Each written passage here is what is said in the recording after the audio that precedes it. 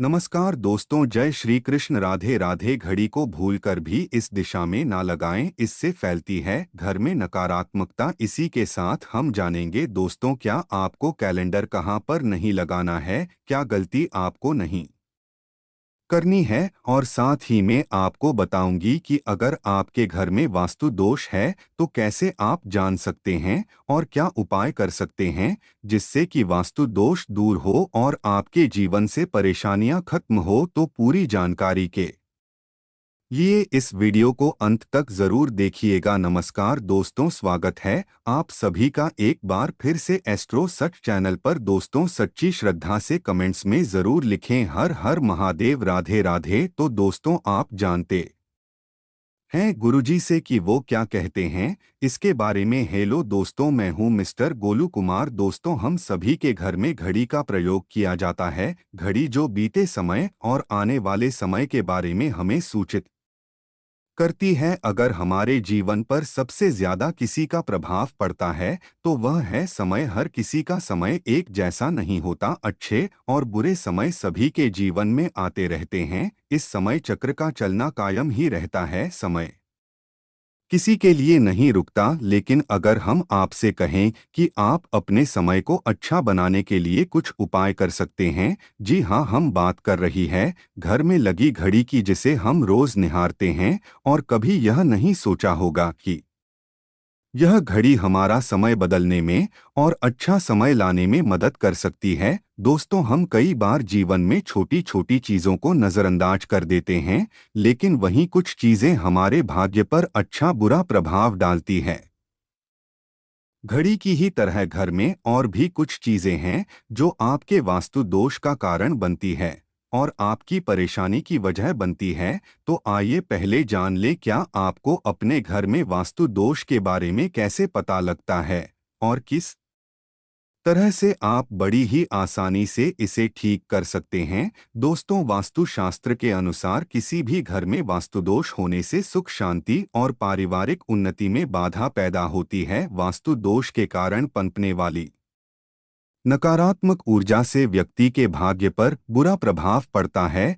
साथ ही घर के लोगों को कई प्रकार की परेशानियों का सामना करना पड़ता है। दोस्तों, शास्त्रों के अनुसार अगर हम ये छोटे मोटे उपाय कर लें तो अपने घर में नेगेटिव एनर्जी से छुटकारा पा सकते हैं। तो आइए जानते हैं, लेकिन उससे पहले दोस्त, आपसे रिक्वेस्ट है कि वीडियो को लाइक करें, अपने दोस्तों के साथ शेयर करें और अगर आपने अभी तक चैनल को सब्सक्राइब नहीं किया तो सब्सक्राइब करके बेल आइकन जरूर प्रेस कर ले। दोस्तों, नंबर 1, जीवन में तरक्की पाने के लिए रोज पहली रोटी गाय को दें, पीपल को जल चढ़ाएं और चींटियों को शक्कर मिला आटा दे। तांबे के लोटे में जल व लाल चंदन मिलाकर रात को अपने सर के पास रखकर सो जाएं। सुबह उस जल को तुलसी को चढ़ा दें। ऐसा करने से आपकी परेशानियां धीरे धीरे दूर हो जाएंगी। नंबर 2, वास्तु के मुताबिक अगर आपके घर में तिजोरी है और आप उसके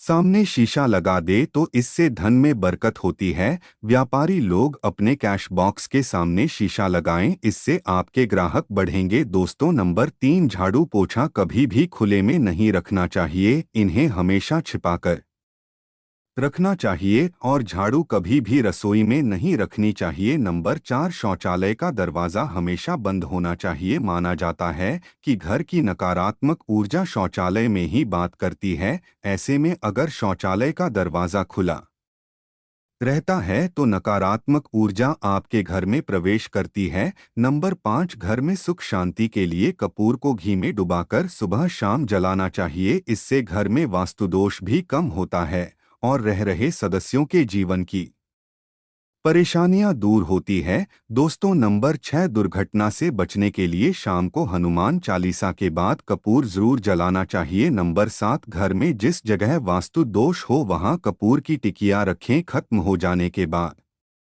वहां दोबारा इसे रखें। नंबर 8, सूर्य अस्त के बाद कभी भी किसी को दूध दही या प्यास नहीं देना चाहिए, यह भाग्य में बाधक भी बन सकता है। नंबर 9, घर के मुख्य द्वार पर कूड़ादान कभी भी न रखें। नंबर 10, घर में टूटा वह शीशा कभी भी नहीं होना चाहिए। नंबर 11, अच्छे भाग्य के लिए सुबह नहाते समय पानी में थोड़ा सा कपूर का तेल मिलाएं। शनिवार को चमेली का तेल भी मिला सकते हैं। नंबर 12, लक्ष्मी की कृपा पाने के लिए रोज रात को रसोई अच्छी तरह से साफ करके चांदी की कटोरी में कपूर और लौंग जलाए। यह प्रक्रिया रोज की जाए तो घर में बरकत बनी रहती है और मां लक्ष्मी जल्द ही ऐसे घर से आकर्षित होती हैं। ऐसे घरों से नकारात्मकता हमेशा दूर रहती है। दोस्तों, नंबर 13, घर के सोने वाले कमरे में पौधे नहीं लगाने चाहिए। इससे आपके ऊपर नकारात्मक प्रभाव हावी हो सकता है। नंबर 14, घर में पौधे लगाते समय पानी में सेंधा नमक डालें। सादे नमक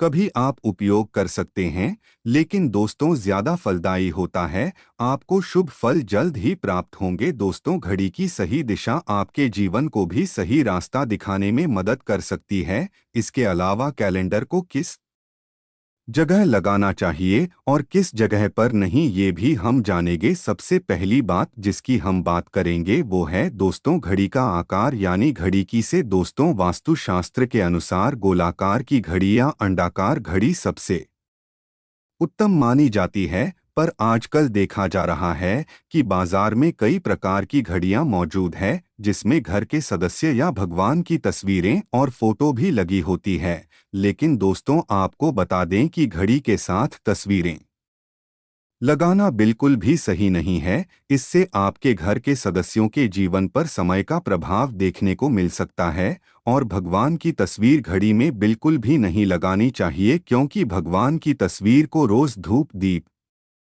अगरबत्ती और पूजन की आवश्यकता होती है और घड़ी तो कई महीनों तक धूल में पड़ी रहती है। इससे भगवान का अपमान होता है और यह शुभ नहीं माना जाता। हो सके तो घड़ी का आकार गोल और अंडाकार ही पसंद करें। घड़ी का गोल या अंडाकार गोना हमारी पृथ्वी के आकार को दर्शाता है। जो को और घड़ी में नुकीले कौन होते हैं और वास्तु के अनुसार नुकीली चीजें नकारात्मक ऊर्जा का संचार करती है। दोस्तों, अगली बार जिसका आपको ख्याल रखना है वह यह है कि घड़ी को स्वच्छ रखें, साफ सफाई का ध्यान रखें, धूल ना जमा होने दें और कहीं से भी घड़ी टूटी फूटी नहीं होनी चाहिए। दोस्तों, जैसा कि हम सभी चाहते हैं कि हमारे जीवन में सब अच्छा और बेहतर होता रहे, तो उसके लिए हम खुद को संवारे रखते हैं, नए कपड़े और नए आभूषण पहनते हैं। उसी प्रकार अपने घर की घड़ी को स्वच्छ और नए जैसा ही रखना चाहिए, यानी कहीं से भी टूटी फूटी नहीं होनी चाहिए। समय समय पर घड़ी पर चढ़ी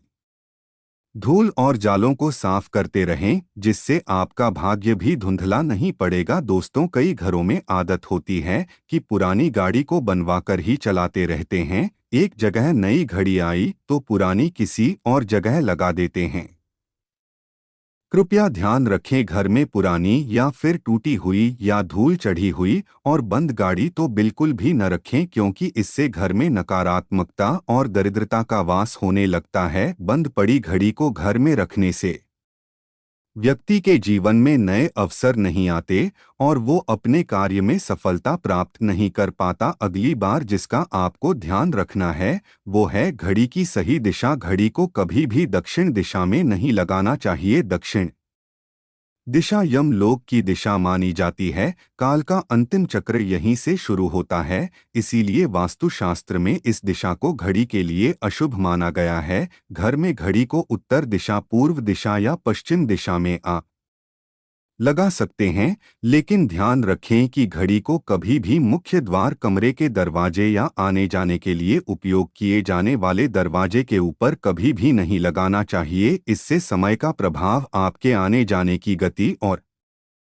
दिनचर्या पर पड़ सकता है। दोस्तों, घड़ी के साथ कैलेंडर का भी ध्यान रखें। जहां घड़ी समय का प्रतीक है तो वहीं कैलेंडर उससे जुड़ी तारीखों का लेखा जोखा बताता है। कैलेंडर को पूर्वी और उत्तरी दिशा की दीवार पर कभी भी नहीं लगाना चाहिए, यह इससे वास्तुदोष उत्पन्न होता है। और कृपया करके अपने घरों में नए कैलेंडर के साथ पुराना कैलेंडर कभी भी न लगाएं। दोस्तों, घड़ी और कैलेंडर दोनों ही आने वाले समय की सूचक है जो हमें आगे बढ़ने की प्रेरणा देते हैं। उन्हें समय के अनुसार ही लगाना चाहिए। इस बात का हमेशा ध्यान रखें कि घड़ी का समय हमेशा सही होना चाहिए। बहुत से लोगों की आदत होती है घड़ी का समय आगे या पीछे रखते हैं, तो यह गलती न करें। समय हमेशा सही रखें, इससे आपको कभी भी समय का कालचक्र और दुष्ट परिणाम प्राप्त नहीं होता। यह छोटा सा उपाय आप जरूर करके देखिए दोस्तों। छोटी छोटी बातें हैं